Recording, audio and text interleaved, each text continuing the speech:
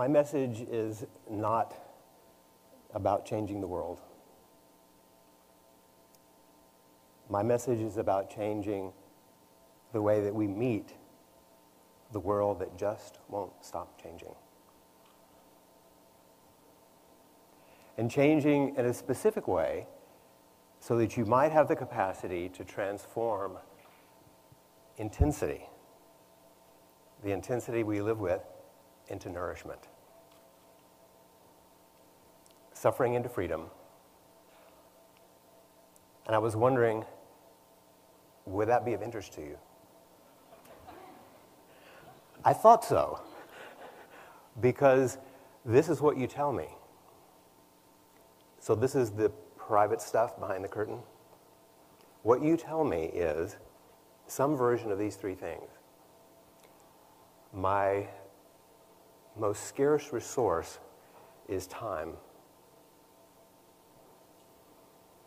My greatest fear is that someone is going to find out what I'm really like inside, and that I'll come up short.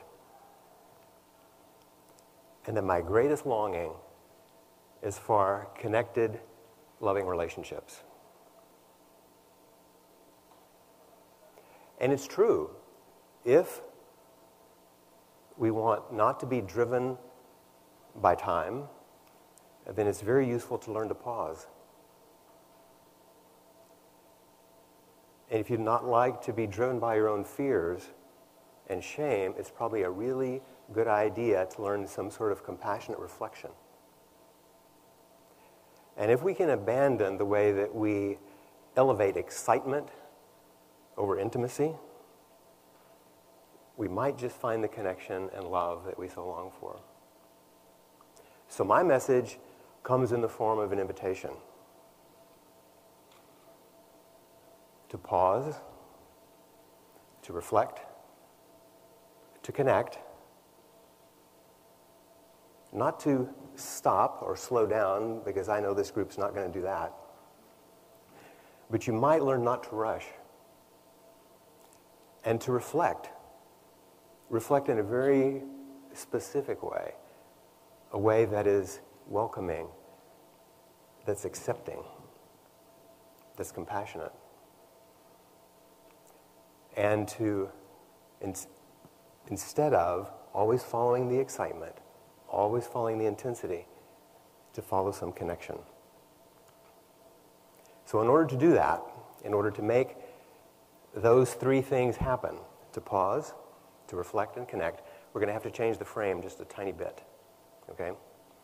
Now, let me tell you what I see. I mean, not just because I'm up here. I'm just a guy with a strange perception. I see things in a certain way.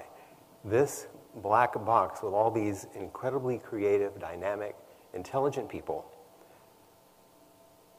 looks like that to me. But really, it looks like a meditation hall to me. And so this is where we can actually make things happen. And I do so in this form. I dress like this, looking like an ordinary guy, masquerading as a psychologist, being a Zen teacher, rather than like this.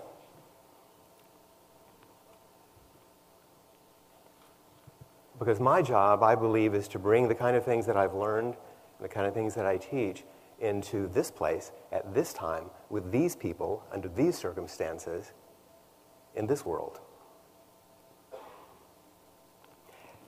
So not only are we in the right clothing, without shaving our head, we can also not have to go here. We can do it right here. There's nothing missing. We have all the ingredients that are available. But to make the shift, I'll tell you what my definition of a retreat is. So we're going to have a small retreat. My definition of retreat is something that you do to retreat from all the ways that you, normally retreat from your life. It's not a way to run off, do something special, and then come back to the so-called real world. No, this is about standing up in the midst of the world that you live and not hiding and turning back towards what's actually happening. This is why it's not the most popular thing in the world. It's because it's tough.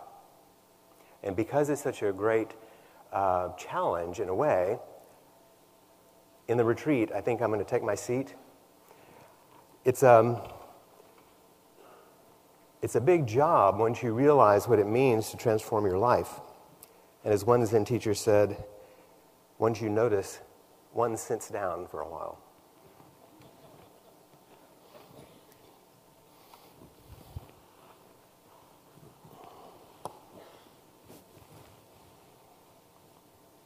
There are a few ingredients that are necessary.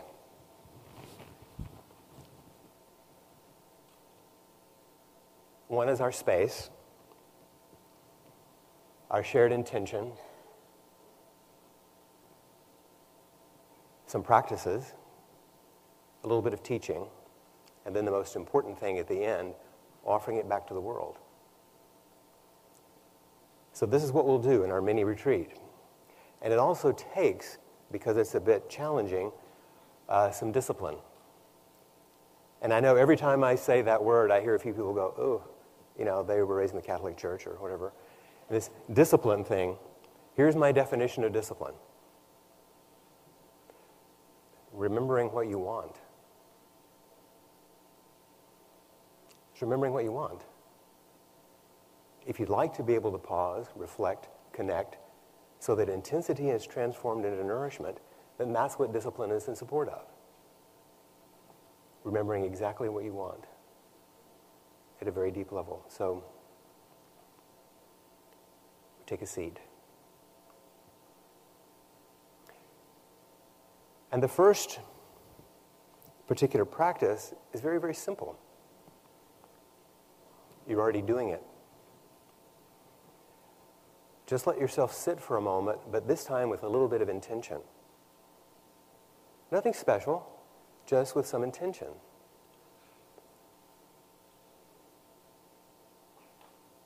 It's surprising. So many of my students will say, this instruction was the most surprising and helpful instruction I received. And the first line that I offer them is almost always, how simple can you let this be? Otherwise, it just becomes one more thing to do in the never-ending list of things to do. But what if it's a radical not doing, just sitting? Everything continues to pass behind you. The mind is still, I was going to say busy, but actually crazy, right? The mind continues to do its thing.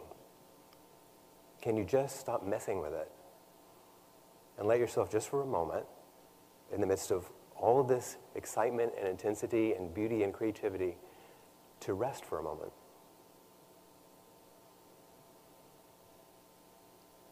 And take a breath.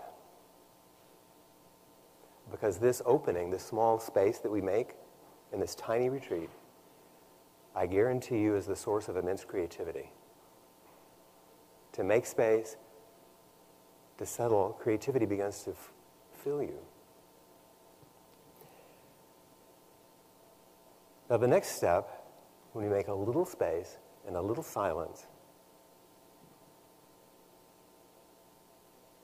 a little simplicity, is to pair two things that we don't often put together. And that is relaxation and alertness.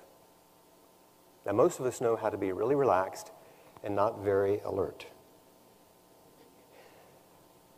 Some of us might be doing that with margaritas later.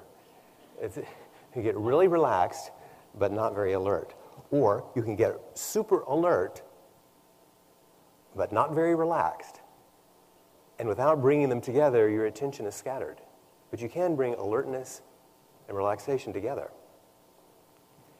And so in that case, you might sit a bit with even more attention, a little bit more intention.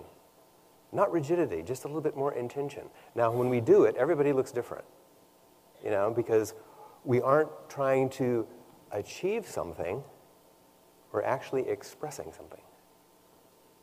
Each person sitting is expressing something. Wakefulness, that lotus that you saw earlier in the day, wakefulness will take care of itself. That's actually the ground on which we sit. What we pay attention to is everything in the way. But eventually, of course, as we have the courage to sit and open, not only do we have more creativity, but we have to step off of those cushions and go out into the world and connect. And because it's important to see not only how to connect, but what's in the way, I have, as they say, an app for that. Here it is. You got it in your chair? That little strip of paper. It's very easy to download or to pull out from under your butt, wherever it is. And here's what you can do. Take out your pencil if you want, a pen if you'd like to do this, and here's what you do. Choose one side, and this is what you're going to write, as best you can on your lap or whatever. I know it's not ideal.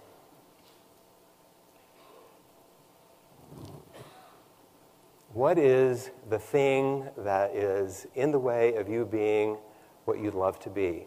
What is a habit that's in the way, a difficulty, a struggle, a pain, something that's in the way? I'll show you mine in the spirit of being open and transparent was the word we had earlier. Open and transparency. Here's what I wrote for myself recently. I don't say no enough. And I become overwhelmed, overextended, and that diminishes me. So this is like the backward step. I turn nourishment into intensity. I turn actually a gift into something that's in the way. So this is something that's in my way. Write something that's in your way, or something that you struggle with. Or think about it if you don't want to write it down. But it'll be useful to have the little strip. And as you write, and as you think about these things, it's a way of becoming more intimate with something in yourself. Second side, it's a very brief retreat. The second side, if you're alone and you were not embarrassed and no one was going to look at it, what's your greatest gift? What are the qualities that you would say are your greatest gift? Not your sales records or any of those. I mean personal things inside. Once again, in the spirit of self-disclosure, here's what I wrote.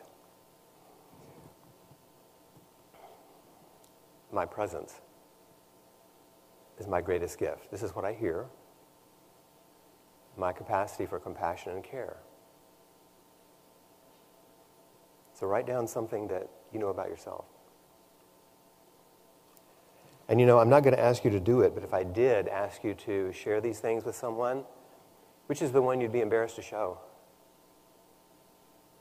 And I guarantee you most of the people will be the positive side. It's odd, isn't it? How we bond around our pain and hide. And if you look at one side, you don't see the other. And this is how it is, isn't it? They're separated somehow. But if you make a little loop, there's at least a connection. Now, if you do that, you may not know what's on the inside, what's on the outside. You may not have done it consciously, but which is the one that you hide? Which is the one that you lead with? It may not be the way you have it. But it's kind of an interesting idea because we not only keep them separated sometimes, we're in a good mood, we see the beautiful stuff, or things are bad, and we see the difficult stuff. What if we begin to bring them together? And there's one more turn in our practice that could be helpful. You take the two ends and you just flip one of them. And then we have a little Mobius. Now, what's on the inside? What's on the outside? It's just a little way for you to feel and see and realize that it's your fingers. You do it. You're the one who puts it together that way. You're the one who can open to this integration. And you can say, I would say, may my greatest longing be met by my greatest gift. Imagine that you were saying that for the people on either side of you. May your greatest longing be met by your greatest gift. Imagine you're saying it for the whole room. May your deepest pains be met by the most deep and abundant resource from your heart. And if you just thought that as I said it, that means you've just received a blessing from nearly 600 people in this room, and however many are watching on the outside.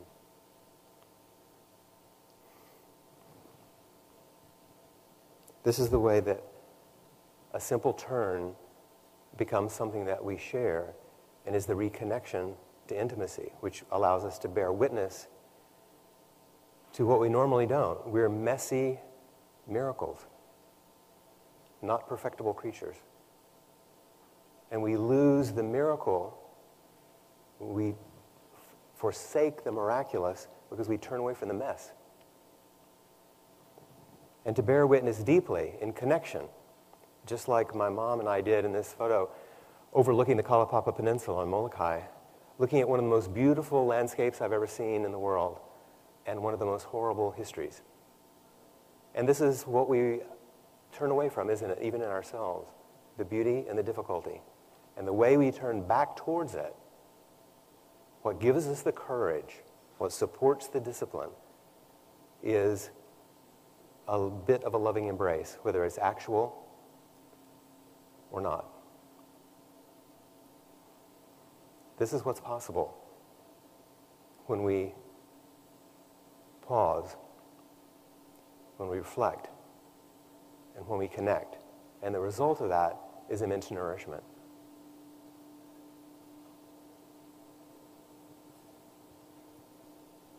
I was speaking in another venue not long ago, and I received a card. You know, sometimes you get these things, a thank you. And this wasn't an email. It was an actual card. Here's what it said right towards the end. She was speaking to me. This is a physician. She was speaking about her desire for nourishment. She says, I yearn to connect more deeply, to give love, to feel true love, but have instead spent years developing elaborate fantasies and behaviors to protect me from the world, not fully recognizing the limits and costs of my relative safety.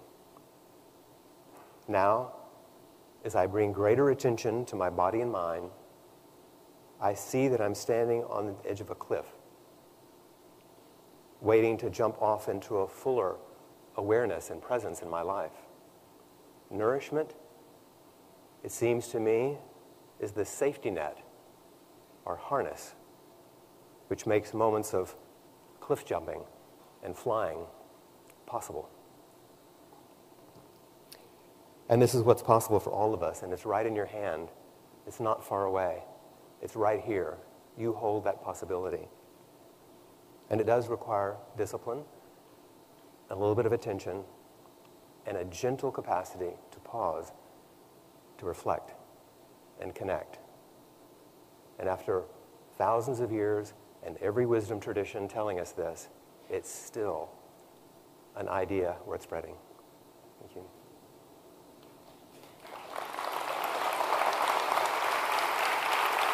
Thank you.